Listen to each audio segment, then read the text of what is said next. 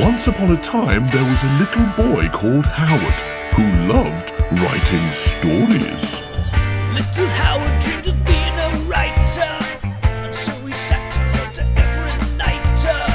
But everything he wrote was fucking shite, yeah. Wubba-dubba-doo, wubba-dubba-doo. Worst writer in the world, worst writer in the world, worst writer in the world, worst writer in the world. He's a stupid, suck-ass, rubbish writer. Welcome to the worst writer in the world with me, Rufus, and he's got his tights on, his bright red pants are visible to the whole world. It's Howard Long, hooray! AKA the Long Man. How you doing? I'm just really long today. You got any long emergencies? And people are like, no. Actually, yeah. Could you get the cat? That's not really a thing. Could you get the cat out of the tree for me? You're like, no, that's not a long emergency. That's more of a tall emergency. I need long ones. Oh yeah, of course, yeah. Yeah. I am long in a sideways way, aren't I? Yeah. So they're like, oh, I've got this really long, thin sand pit that someone needs to jump in, right? And we can't do it. Every time we do it, we only jump like a metre or a metre and a half. Could you jump into the long sand pit? And you're like, yeah, of course I can. And then you win the Olympics. Brilliant. Yeah. And that is the story of Long Man. And that is how you keep an intro to a podcast short as well, isn't it? All right, let's get on with it. Thank you to the British Comedy Guide for hosting this show. Thanks to all of our lovely patrons on Patreon for giving us money for this show. And thanks to you for listening to this show. Right, so shall we get on with the next chapter of Binchleaf, Howard? Yes, please.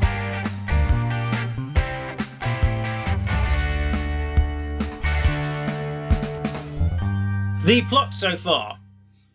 Once upon a time, no one is quite sure when, a baby was born. A pointless baby that no one liked, with a face that made yaks literally yak, cats cat up, and bees be vomiting.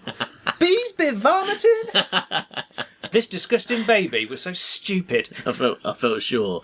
Because you'd gone like yaks and cats, I felt sure. And you said cats, cat up. I was sure you were going to say, and dogs, dog up. That third one. And dogs, dog up. Yeah, I didn't. No, your joke was better. Okay. I wish I had written that, though. It just felt like it was one of those. If it had been me writing that, it'd been one of those moments when I'd tried for like 2 hours to think of a joke, and then at the end went, I'm just going to write dog up. Well, yeah, I mean, I didn't think at all. I just went, what can I have? Bees. We've done that before. I'll have that. Brilliant. This disgusting baby was so stupid. It had an IQ of -10. That seems a bit low. Maybe come down on the number a bit. Okay, -1,000,000. And this fucking useless, ganting baby's name was Dominic Maniti. Happy birthday! Surprise! Definitely didn't see that No, one I coming. knew that was going to happen. Yeah, happy birthday. Or Dominic Maniti, as the other boys in school like to call him and did. Dominic Maniti! Or Dominic Minute Penisy, as the girls like to call him because of his barely visible penis and did. Dominic Minute Penisy! Happy birthday. Happy birthday. Dominic Minute Penisy, open brackets, twat, close brackets.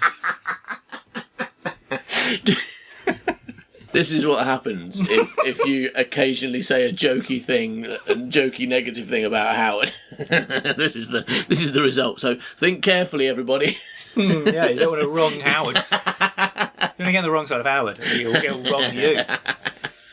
Open brackets, twat, close bracket, was so unpopular that in a game of Shag, Marry, Kill, where the choices were him, Dominic Minute Penisy, Katie Hopkins and Piers Morgan, 100% of those surveyed said they would marry Piers Morgan and marry Katie Hopkins and then fuck Dom to death. Probably with that bladed dildo from the movie Seven. Oh, so, happy birthday. Happy birthday! But although it was true that Dom was the least popular person in the multi-massive Bigger Piggiverse and had no friends, none, Dom had one very specific special enemy, and his name was Howard Long. Surprise! Another twist. Or How Hard, Very Hard, Long Penis, as the girls like to call him, and did. How Hard, Very Hard, Long Penis. That's my new name. How Hard, Very Hard, Long Penis. Oh, if I change that on Facebook, do you think that'd be good? I don't know if they'll let you. Let me. But yeah, I think you should try. How Hard, Very Hard, Long Penis was really nice. As proved by this chapter, yeah. But because the cloth that Dom was cut from was a rhino's jizz rag, Dom was really mean to poor little Howard all the time for no good reason. Aw. And so everyone liked to call Dominic Maniti Dumb, Mean Nick, Mean Naughty. And did. Dumb, Mean Nick, Mean Naughty. But Dumb, Mean Nick, Mean Naughty. This is a roller coaster of a plot so far. I've never heard so many insults so quickly. It's amazing. But Dumb, Mean Nick, Mean Naughty didn't care, because he had no heart, or soul, or penis, or legs. No, he probably had legs. Look at all my legs, he would yell. I so many legs. Watch me roll up this wall with them. Yeah, no heart, no soul, no penis, no legs, etc. He had none of those things. And he enjoyed making poor Howard cry by pointedly preferring everything that Rufus did.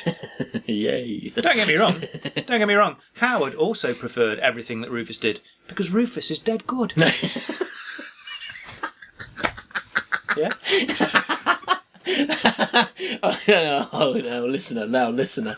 I wish you could have seen Howard's valiant attempt at sincerity. Just then. It was beautiful. I've never seen anything so simultaneously desperate to be sincere and also utterly failing to be sincere. Yeah. Good. That was brilliant. Yeah, no, Howard also preferred everything Rufus did because Rufus is dead good. Yeah, but there's no need to bang on about it, Dom, you big meanie. Meanie, said Buckroyd Dunderford, less brave brother. Of course, preferring Rufus didn't mean that Rufus liked the bum nugget either. Dumb Mean Nick was so mean, he also managed to upset brilliant Rufus too. I know, unimaginable. Rufus was a lovely, calm, considered boy whose penis was good, and he was very rarely riled. But Dumb Mean Nick managed it by complaining about Rufus's very first chapter, Gret Binchleaf and the Adventure of the Glow-in-the-Dark Chickens, which Rufus had kindly written for free. That's a pretty mean thing to do to someone. Rufus probably likes moths more than Dominic. He's nodding. He's nodding, Dominic. So, why did Dumbo not like Rufus's chapter? Why? Because it hadn't got enough Gret in it. Oh, no. Yeah. Dumb Mean Nick hated lack of Gret Binchleaf in chapters of Gret Binchleaf. Oh, no. It was, you could say, his Achilles' heel regret that. His Achilles, he'll regret that. Double pun, nice one. And so, without further applause, I don't even remember writing that, but I always write that. No. Just I think that's the actual thing now, don't I? Yeah. And so, without further aplomb, I give you Gret Binchleaf and the Adventure of the Very Bad Dog, Chapter 3, The Case of Gret Binchleaf Not Being There. Fake out. Fake out time, fake out time. That's Take your right. fake sound and fake out time. Rock. That's one of your main jokes now, isn't it? Yeah. Fake outs. You love a good fake out, you do. And that's all I do for the rest of it now. The whole chapter is just saying it's called something and it's not.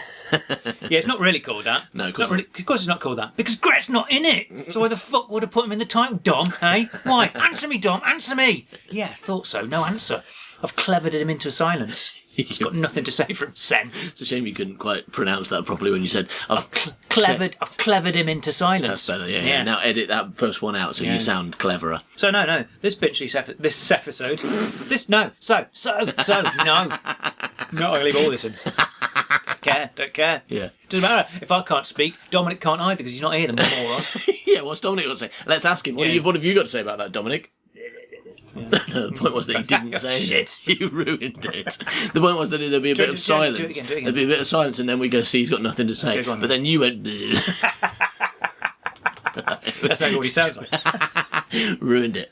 That was All just right. John Poe in the background. I know what he's doing here. All right, John, but we don't say anything this time. All right. Okay.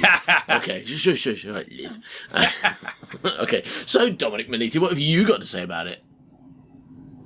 Nothing. There you go. I've clevered him into silence. Clevered him into silence. So, no, this Binchleaf episode It's actually called, wait for it, it's very exciting. Yeah.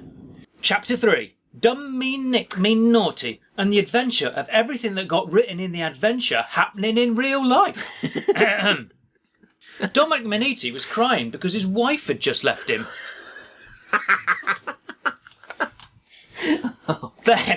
Then the tramps punched him with AIDS, and he died slowly with bits dropping off, and when the children saw him, they screamed at the sight of his horrible melty AIDS face. So they put him in a bag and threw him in a stream, and he was digested by a crocodile for 100 years. The end. The end. Okay, thanks, guys. It's been great. No, it's fake out.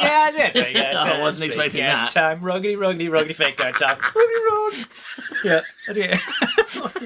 It's a fake out again. I don't. Okay.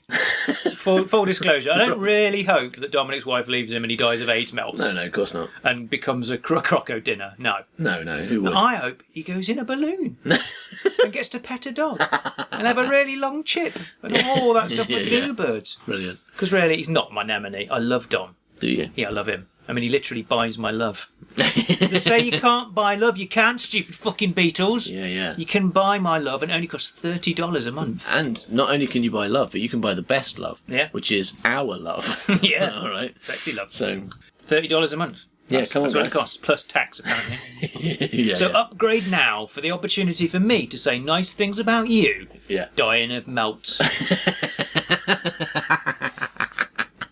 Or me. Might be me. Yeah. Because it Yeah, depends, depends the order. Yeah, if you're lucky, Dom, you might get Rufus saying bad things about you. Prefer that, wouldn't you?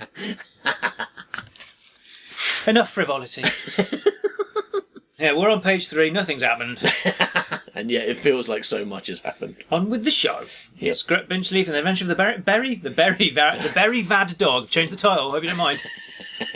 The Very it Bad happens Dog. in every book, sooner or later. Chapter 3. It ain't what you binge, it's the way that you binge it. The continuing adventures of Gret Binchleaf, the soft-boiled private dick with a crippling fear of pies. In the scanner room... In the scanner room of Resistance HQ in the Basilica, among the assembled top brass, Commander Maniti, the most coolest person ever, watched Operation Manfiltrate on the 4D scanner and saw this. A figure dressed all in black dropped clumsily from the high security fence and did a pitiful forward roll. His black ninja costume was tight, so you could tell his penis was small.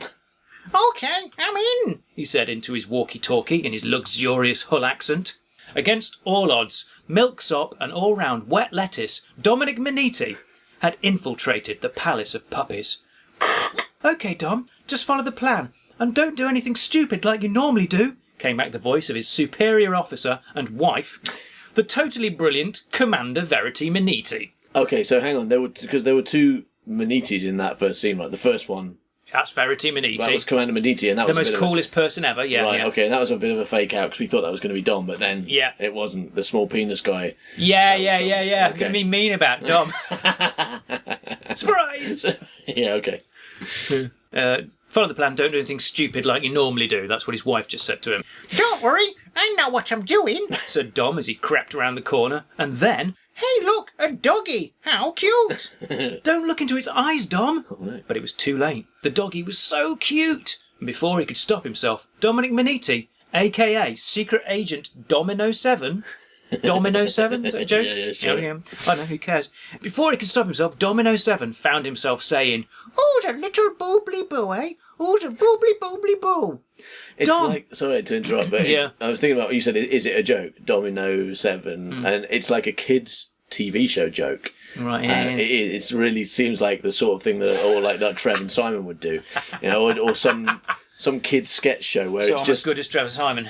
I'd say you're better because you don't cost £1 million an episode.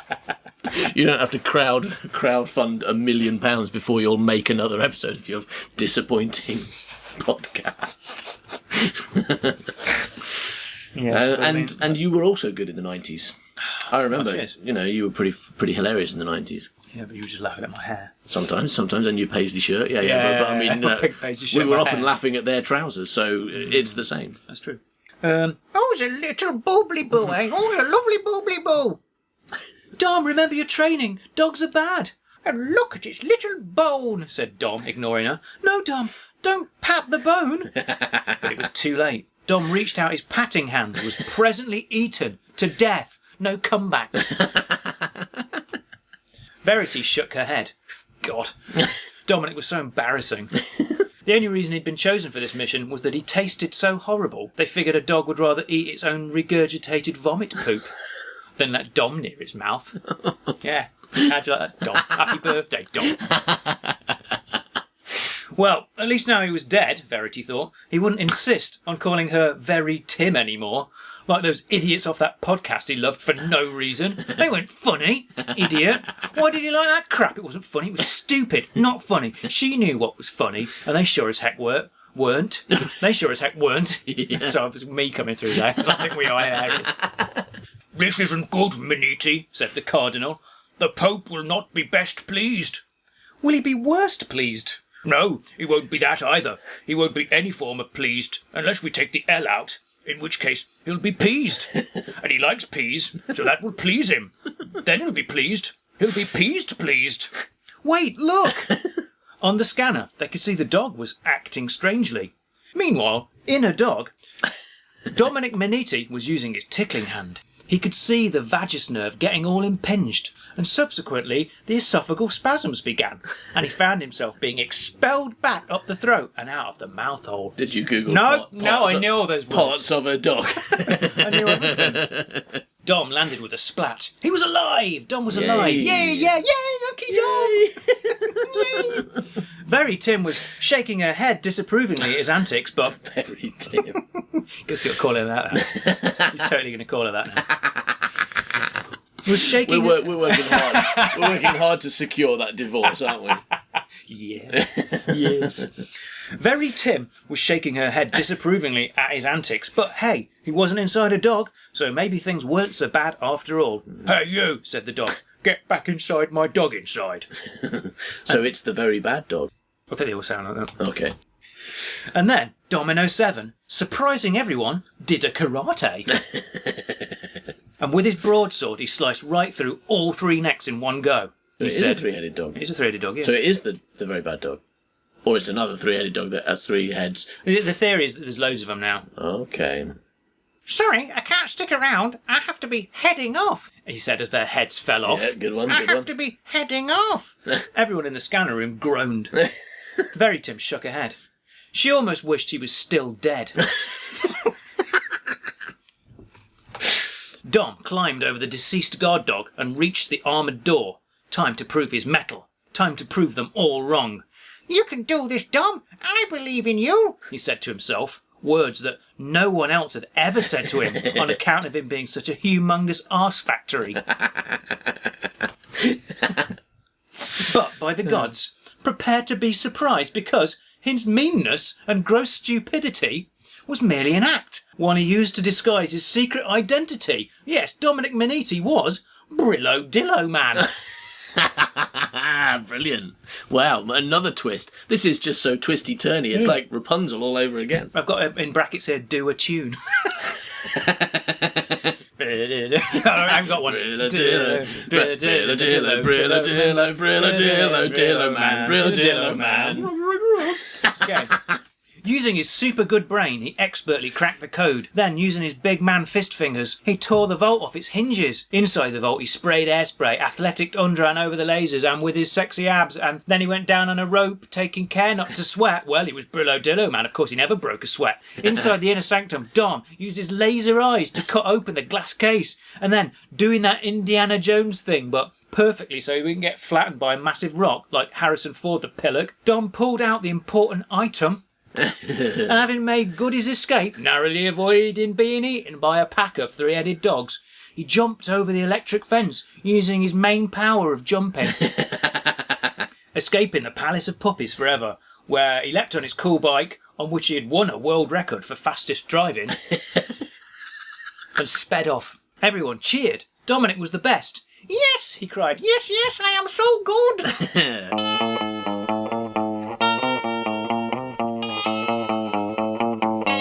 Meanwhile, or mean when, somewhere in outer space, Gret Binchleaf, having just punched a computer, was soliloquizing.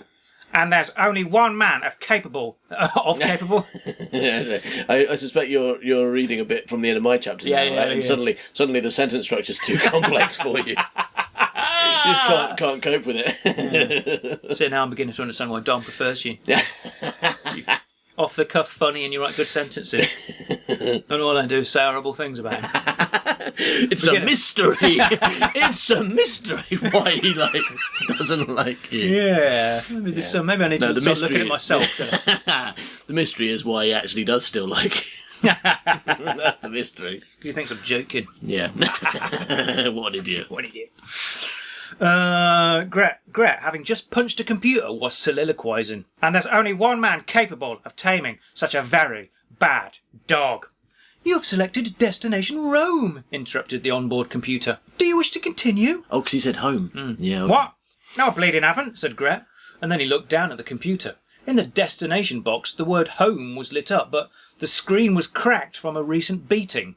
You know, where Gret punched it at the end of the last chapter? Yeah. And the H no longer looked like a H. It looked like an R. So it said Rome. And the computer reads the screen from outside. Gret frowned. Yeah. He wasn't the quickest orgasm in Howard's bedroom, not by a mile. But even he felt pretty sure that's not how computers work. You have selected destination Rome. Do you wish to continue? Repeated the computer. No, barked Gret. Obviously not. Who wants carrots on a pizza? Nobody.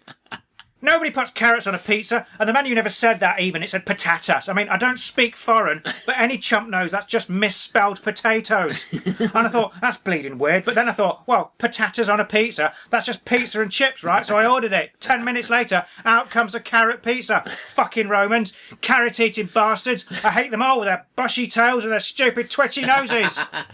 And Gret kicked the computer. You've selected yes. Destination Rome. Stupid fat computer, yelled Gret, kicked it again, since that had been working out really well so far. You have selected to crash land. Do you wish to continue? But of course I bleeding don't punch, want, kick, punch, to punch. I can't do this. Stop doing the mime. That's what's confusing you. You don't need to mime the punching. You're saying kick and miming a punch and you're getting confused. All you've got to do... fist to do a kick. All you need to do is read the words on the screen in front of you. Okay. Don't do anything. And then it's easy. Okay. Now, of course I bleeding don't punch. Want, kick. To punch. So difficult for you. Crash, kick. So hard. It's really... Howard's having to hold on to his arms to stop himself moving. Punch. Punch. Oh, punch, that's me. To punch. Crash. Kick. Land. Punch, kick. Brilliant. You've selected yes. Crash land.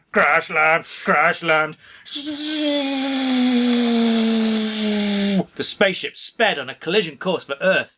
Crikey, said Gret. What am I like? Impact in T minus 10 years. Right. Good. I've got 10 years to figure out how to stop the ship from crashing. Better eat your thinking chips, Gret. Oh, yes. Oh, brilliant. Eat your thinking chips. Now there is the birth of a classic Gret Binchleaf saying, I feel. Well done. Outstanding. Better eat your thinking chips. And I assume he's going to eat chips for 10 years and never come up with a solution. Oh, definitely. Dominic Miniti, a.k.a. Oh, before you go... Actually, I'd just like to say, in reference to... Oh, yeah. That scene, if there are any people in our gang left who haven't been to our website, manbycow.com, and pressed the do not press button, then they really need to do that now, because it's a joy. Made by Howard, but every now and again I remember about it and I go and press it just because it's so fun. It's so brilliant. But you'll see why that scene reminded me of it. If you go to our website, look at the left menu, it says press if you're a member of the press, and it says do not press. So just don't press it. But do. Don't press it. Because it's brilliant. And also, if you've never been to Rome, don't order potatoes on your pizza. Yeah, they'll give you a carrot pizza. Or at least they did. I mean, we haven't got a wide selection of this. They might have made a mistake. It might have been pizza. What kind of mistake chips. is that? Why have they got carrots? I mean, why do they even have maybe they had carrots? a brand new chef who didn't know the difference between carrots and potatoes. He's all like, that is a weird Italian bit. That is weird. Why do they want carrots and as a pizza? Okay, I suppose the stupid English people with their strange food. Okay, I will do it. I will take the cheese and ham off. Because I know they do not like the cheese and ham because they are strange. And I will just put the carrots on. Here's your carrot sandwich. Like it ordered. Yeah. So I have the pizza and chips. No, it's a carrot sandwich. English weirdo. Yeah. Right, I've got 10 years to figure out how to stop the ship from crashing. Better eat your thinking chips, Gret. Dominic Maniti, a.k.a. Brillo Dillo Man, a.k.a. Hit Lover, a.k.a. Domino 7, the brilliant spy genius, who definitely wasn't a dingus who everyone hates, was almost back to base when he heard a strange sound. What was that? A sort of... And he stopped his bike to listen. It grew incredibly loud and incredibly close. It seemed to be coming from... Dom looked up. "Oh no!" he said in his stupid whinging Hull accent. Then he got crushed to death by a spaceship.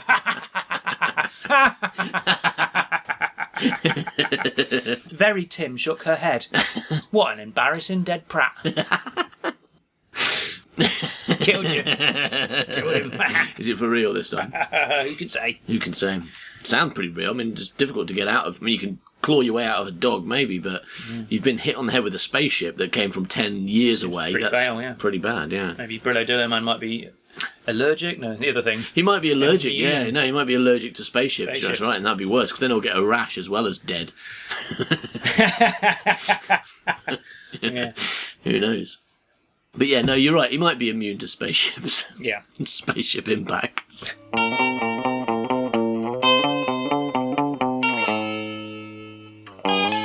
Cardinal Mark Bellend hurried along the magnificent corridors of the Vatican, his robes doing a swooshy as he skittered around the opulent corners. Yes, the corners were opulent. Description. Ooh, arc at them corners.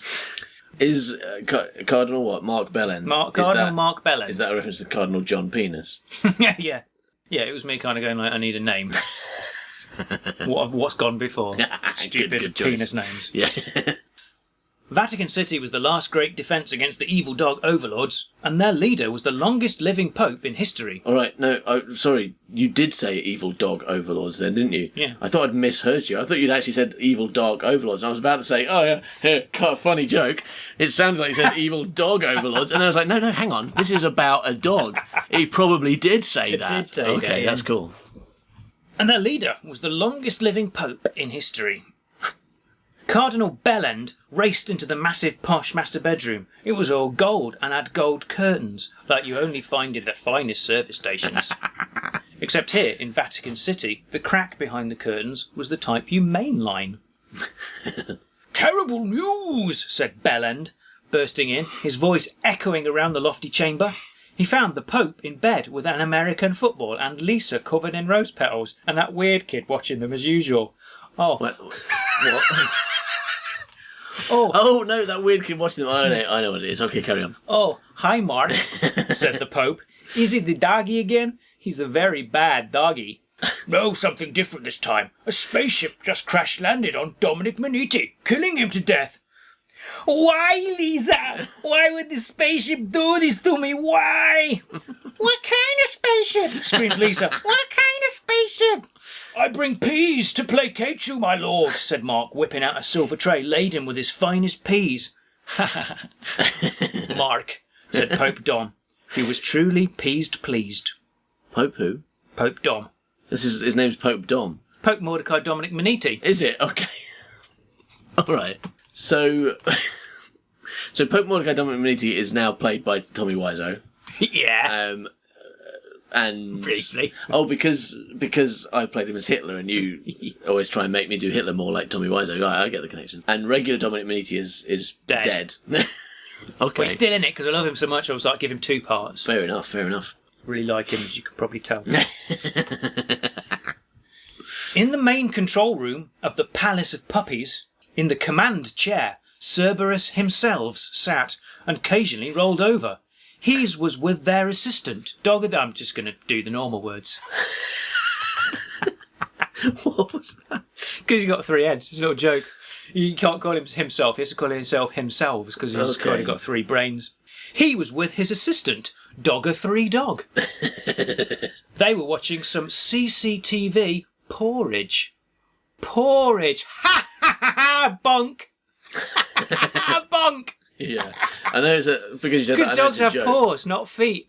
They watch CCTV porridge. Because of footage. Okay. Sounds a bit too much like porridge. It sounds too much like porridge, and I don't know, because you put heavy emphasis on poor, I was thinking poor, like That's poverty. what dogs have. Yeah, I wasn't thinking poor with a W. Dogs don't have poverty.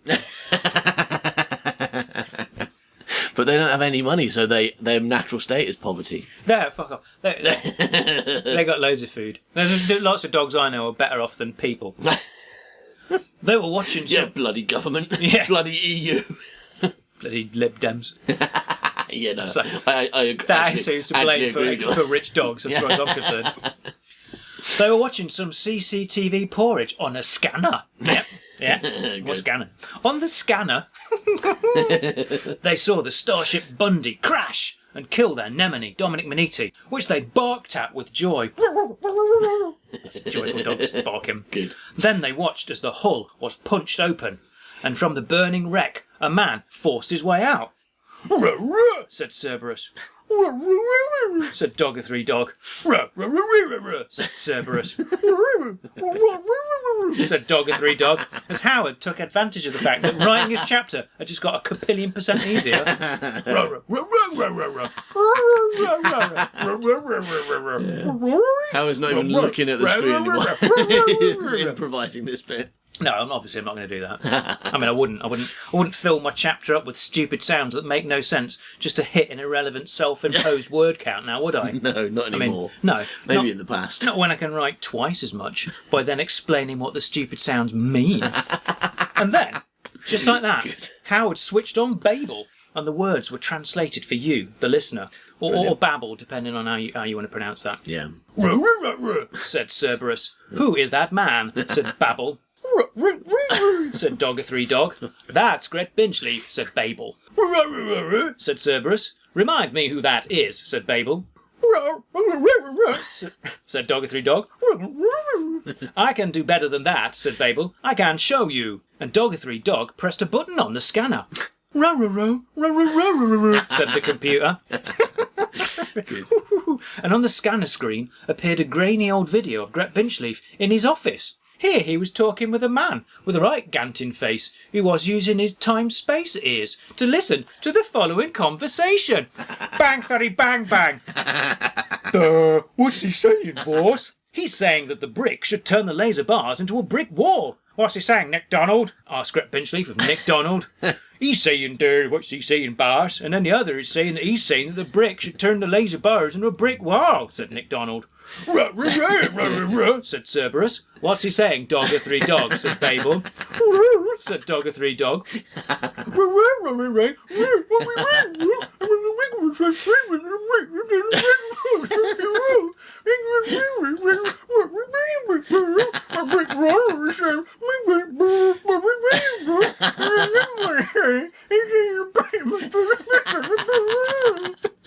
"Well," said Babel, "the first one is saying, what's he saying, boss? And the second is saying that he's saying that the brick should turn the laser bars into a brick wall. Then Gret Binchleaf is saying, what's he saying, Nick Donald? And Nick Donald is saying, he's saying, what's he saying, boss? And the other one is saying that he's saying that the brick should turn the laser bars into a brick wall." "This is ridiculous, Lisa!" yelled Pope Mordecai Dominic Minwizu. And then Santa Claus came in and the world exploded. Brilliant. Pope Mordecai Dominic Maniti, the Abiding, awoke in a cold sweat and sat up in his pope-sized bed. The crab that tumbled to his Egyptian cotton sheets quickly turned to dust. Phew! It had all been a bizarre dream brought about by a face crab that I just invented. Yeah, we definitely didn't watch that episode of Doctor Who last week. No. Really, really terrible episode of Doctor Who. Yeah. Yeah. Yeah, that didn't happen. I invented face crabs. And Stephen Moffat just came Came in and stole it. Stole yeah. my latest brilliant idea. Probably Dominic Maniti rang him up and just said, "Do you want this brilliant idea I've just had? I'll give me a £5 for it." Best thing about the face crabs in my story, of course, is they're completely irrelevant because anyone can have a dream and wake up from it. You can do that without having a face crab on. But I thought I'd put one on there anyway. Pope MDMA wasn't really being played by Tommy Wiseau, and he didn't have a doppelganger who had been crushed to death by a massive spaceship containing Gret Binchleaf. Oh, it's all been a And dream. Europe wasn't really being terrorised by a three-headed dog. Oh, yikes. Oh, no, actually that bit's true. But there wasn't really a palace of puppies, and there weren't loads of Cerberuses. There was only one, and they definitely hadn't just watched that scene from Binchleaf Bedlam, and so neither did you. Brilliant. No matter how real, dull and frustratingly long it may have seemed at the time, it never happened. Brilliant. Best of all, the world hadn't exploded and Dom was still Pope. The best, most very important character in the world. Yeah.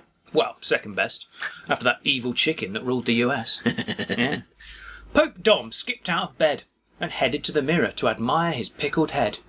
Who's a pretty Pope? Is it me? Yes, I think it is. Yeah. The mirror agreed, and the delighted Pope travelled to the curtains, and threw open the French windows and walked out to the balcony to look down at the glorious city below. Thousands of worshippers cheered, and Dom popped back inside to put some pants on his penis, then returned to the masses.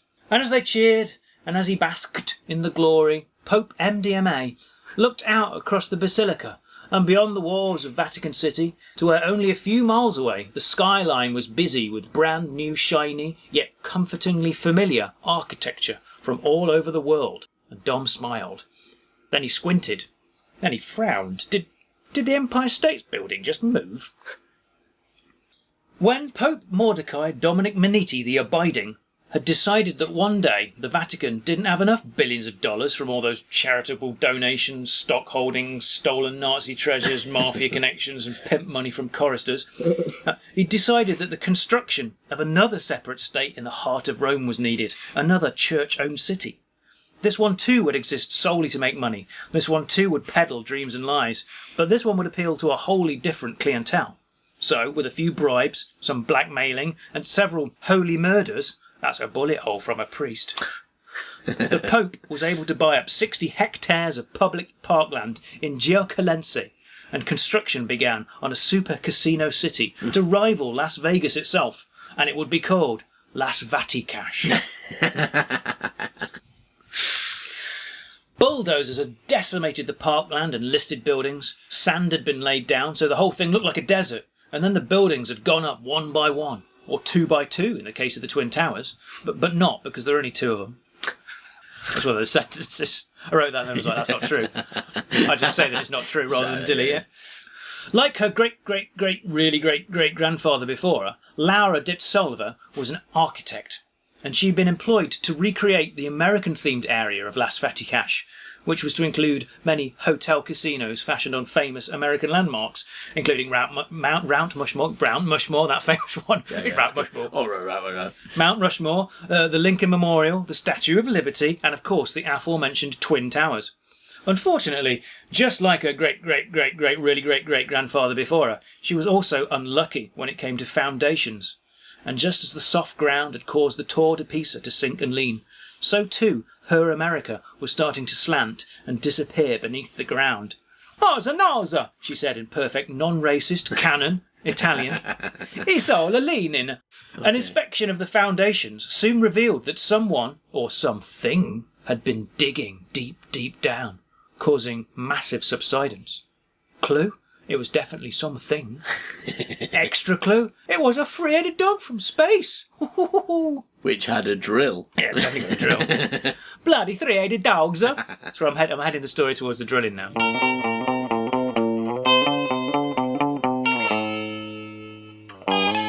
The Starship Bundy was finally, nearly, almostly home.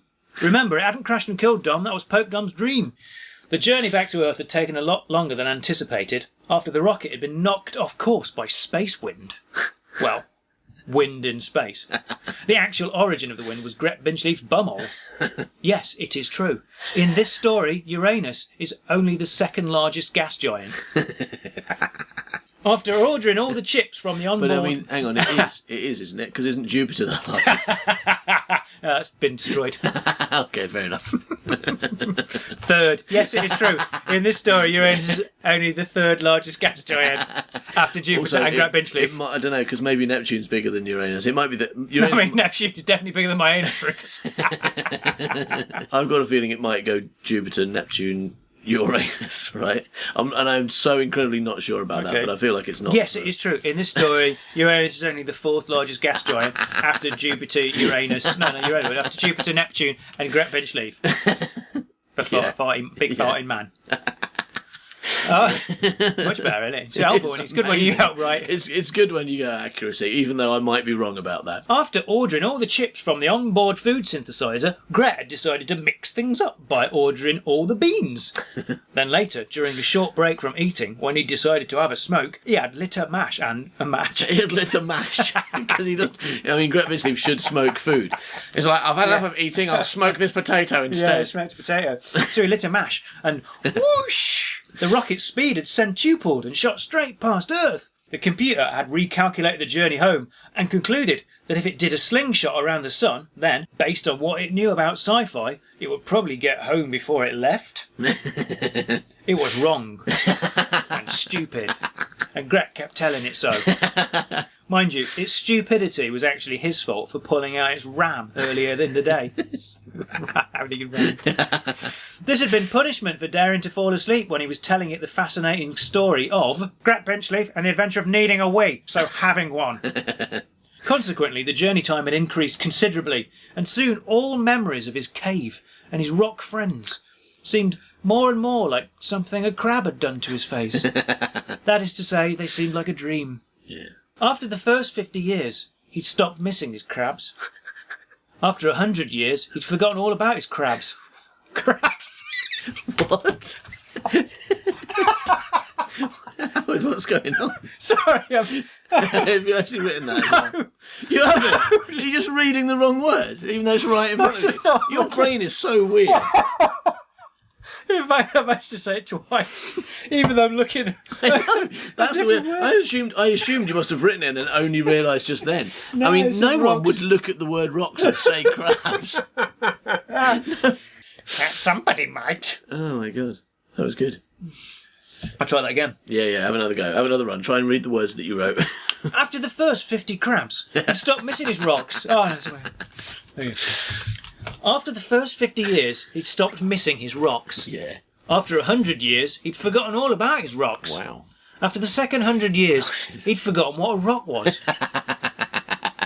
After 300 years, he'd forgotten that he'd forgotten what a rock was, and he concluded that he was a rock. After 400 years, he believed so steadfastly that he was a rock, his mind transcended reality, and he was now in fact a rock. And after 500 years, he suddenly realised he'd gone shout at your dinner insane, and was in fact just a rock-obsessed human. Something very simple had broken him out of his madness. One day, taking a break from screaming at beans, Gret was staring at the onboard scanner, yeah. Scanner. As always, it was displaying a 3D map of the Milky Way. And it was here that Gret had finally realised that one particular famous planet in the Milky Way sounded like something hilariously rude. Hey, computer, he said to the computer for the umpteenth time that day. Venus sounds almost exactly the same as penis. Ha ha ha ha, said the computer, because Gret had programmed it to. Yeah. Well, programmed is being a little overgenerous. What Gret had done was to tell the computer he'd rip its plug off and shove it up its disk drive if it didn't laugh. Ha ha ha, it continued. Venus, penis, 3 out of 5 letters are the same. That's 60% the same word. High percentages are amusing to me. A computer. That better be. I'll have your fucking mouse off. I'll have it off. The computer was super high tech and didn't have a mouse. But it didn't correct Gret. So long as he was threatening its mouse, its motherboard would be safe. The computer loved its motherboard. It was a right motherboard's boy. It always sent its motherboard a Motherboard's Day card and other rubbish jokes based on a very thin conceit. Someone who wasn't thin but was conceited was Gret Binchleaf, and right now he was being rudely interrupted from the undeserved pride at his brilliant Venus joke by the sound of an alarm and a red flashing light. Approaching Rome, crash landing imminent. Hold on, I thought the bit about crash landing in Rome was a dream, said Gret, somehow privy to the plot. Don't blame me, I just work here, said the computer, and then crashed. Great, Now the computer's frozen, said Gret. I guess I'm going to have to crash land this spaceship myself. Gret grabbed hold of the joystick, then thought better of it. He could wang bang later. Instead, he sat at the ship's controls and took hold of the wheel. Wheel. The Earth was coming up pretty fast, and he seemed to be aiming straight for a pair of towers that rose high into the blue sky, glinting in the sunlight. Oh, God. If I can just slip between those twin towers, said Gret, no. and then immediately crash straight into both of them. God. Oops, seems like I spoke too soon. Yeah. Too soon, yeah, said yeah. Gret, and whilst he felt no shame, Howard did. Looking in the rearview mirror, Gret watched the towers go down. Weird, they seemed to be collapsing from the base. Phew, said Gret, it wasn't my fault. The government did it. Yeah, I think that is fair, considering Gret's understanding of science and those conspiracy theories. It's probably quite similar. Well, why would a building fall down if a plane hit it? It's mad to think Stupid. that. Utterly insane. And then, strapping himself in, Gret Binchleaf crashed headlong and penis longer into the fake Roman desert. The Starship Bundy lay smoking in the sand, like me in Brighton in the late 90s. There was a thunk, rattle and roar, and Gret Binchleaf burst from the corpse of the vessel. Clambering out, he looked about the sandy landscape and gasped, eyes boggling at the terrifying sight before him. He dropped to his knees. "You maniacs!" he yelled to the skies. "You blew it up! Damn you! God damn you all to hell!" A shadow passed over Gret. "Gret Binchleaf, what are you doing here?" Gret turned his gaze from the Statue of Liberty that was now sticking out waist-high from the sand at a weird angle. He looked up to see the bony face of Pope Mordecai Dominiti. Claps his name there. Do you like Fair it? enough, yeah. "I was cursing the stars. I thought the world had blown up." "What did you think you were kneeling on?" said Dom reasonably. "I'll ask the questions. I've got lots, including, but not limited to, can I have a sandwich?" But perhaps the question he should have been asking is, how do we know each other? Footnote. Oh, hold on, I can't read it. I shouldn't have written it with my foot. Bonk.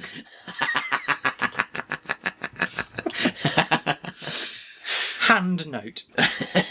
Once upon a time, Gret Binchleaf had a bunch of adventures. Too many to list here, but suffice to say, one of them was called Gret Binchleaf and the Adventure of the Living Donkey, and the one shortly after that was called Gret Binchleaf and the Adventure of the Flat Donkey and Having to Walk. But one adventure he hadn't had, when the adventure of the Very Bad Dog began, was the Adventure of the Complicated Head. However, by the time Gret Binchleaf stole the Starship Monday and returned from Uranus, the Adventure of the Complicated Head had taken place. You might be thinking, hold on, how did that adventure happen when Gret Binchleaf wasn't there? He was on Uranus. And hold on, how did that adventure happen when Rock Hard Place wasn't there either? He was on Uranus. And hold on, why is a mouse when it spins? All good questions, except for that last one, because whether it was spinning or not, why wouldn't it be? Back in the plush apartments of the Vatican, Gret reclined on a chaise lounge and popped another Jesus-shaped cake into his mouth. "That," said the Pope, "is not a cake."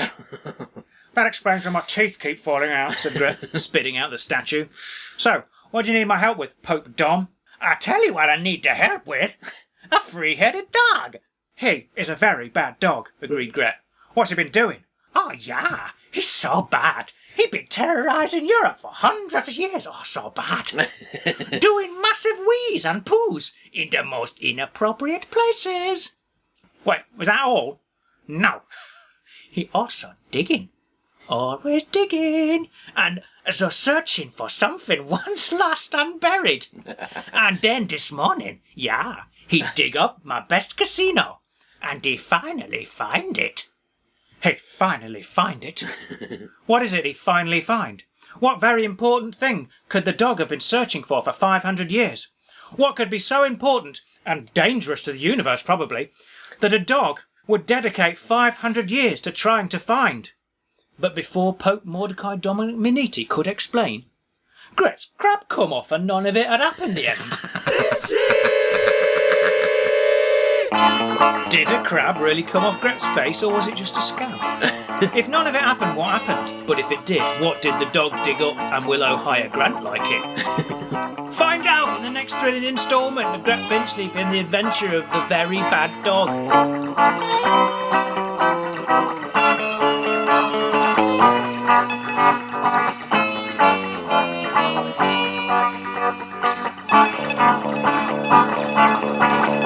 Hey, Howard, the Gret Binchleaf theme tune, right, is pretty... It's a pretty amazing piece of music. But do you know what I sometimes wonder? What do you wonder? Well, where does it come from? Who wrote the Gret Binchleaf music? Which musical genius came up with that, and how did they feel about it? You know what I wish? Yeah. I wish there was some record of it, maybe some TV show or radio spot where someone such as Mr. Fluck interviews the person who came up with it. Would that be good, wouldn't it? I mean, yeah, it sounds really great. Does that exist?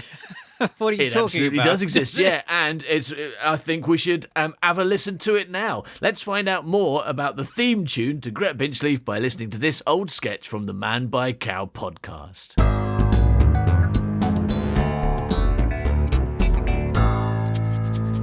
If you wanna know all about Nominee Clash, here's the history of Nominee Clash, and it's talking duck, the dog, duckity dog.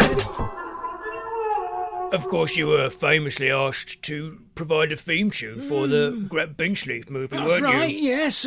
Albert Cauliflower comes round me house. He knocks on my door. Of course, I couldn't hear him. I was out in the garden burying a dog.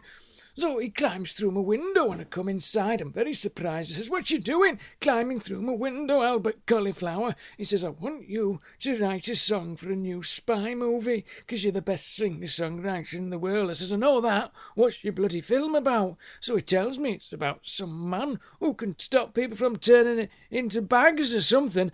I says, "It sounds rubbish, but I'll do it anyway, 'cause I'm locked in a lawsuit with the RSPCA and I need the money." Of course, they never used it though. I don't know why. Well, let's have a little listen, shall we? And find out. He likes his food, he likes his drinks, he's going to tell you what he thinks, then he'll tell you one more thing he thinks. He's had more than 100 wives, he's very terrified of flies, he stinks. Kung Fu master, full of pasta, jumping all around and growing clothes.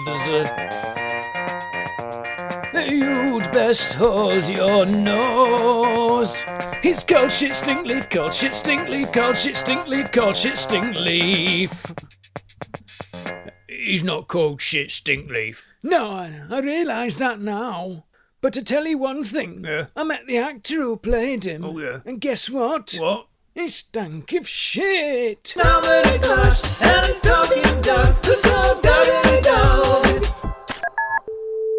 Thanks for listening, everybody. If you enjoyed that sketch and would like more things like it, then check out the Man by Cow podcast, also made by us and available from the British Comedy Guide. And if that's not enough for you, then why not go to patreon.com/manbycow and see all the other wonderful things you could get your ears on right now for as little as $2 a month. Or you could buy yourself a jumper if you prefer. Thanks for listening, everybody. Bye-bye, Milk. Bye, Milk. He's a stupid, suck-ass, rubbish writer. Yeah.